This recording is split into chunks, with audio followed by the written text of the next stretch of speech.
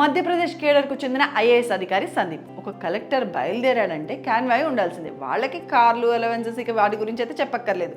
ఎక్కడికి వెళ్ళాలన్నా government car ఉంటుంది. కానీ సందీప్ మాత్రం యాజ్ ఏ కలెక్టర్గా అవేమీ కూడా యూజ్ చేయరట. ప్రభుత్వ నిధుల్ని వేస్ట్ చేయకూడదని ఒక ఒపీనియన్తో ఆఫీస్కి ఇతర కార్యక్రమాలకి ఎక్కడికి వెళ్ళినా కూడా సైకిల్ మీదనే వెళ్తారట. ఇదేంటి అని అడిగితే సైకిల్ మీద వెళ్ళడం వల్ల మంచి హెల్త్ బాగుంటుంది అండ్ నో పొల్యూషన్ అని చెప్తున్నారు. ఇంకా దూర ప్రయాణాలకు వెళ్ళాల్సి వస్తే బస్సులో లేదా సొంత కారులో ప్రయాణిస్తారట సందీప్.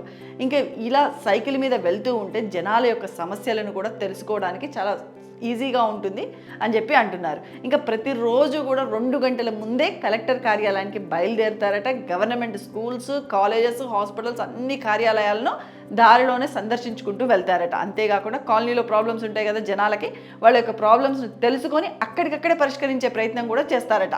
ఇంకా ఏంటంటే ప్రభుత్వ పథకాలు అందుకే ఆర్థికంగా ఇబ్బందులు పడే వారి కోసం అని చెప్పి తన వంతు సహాయం తను చేస్తారట. ఎలా అంటే ఒక 100 మందికి సందీప్ వ్యక్తిగతంగా పింఛన్లు అందించే ఉదార గుణం కలిగినటువంటి వ్యక్తి అట ఇతను. ఇవన్నీ చూస్తుంటే మనకి సినిమాలలో చూస్తున్నట్టుగా అనిపించింది కదా.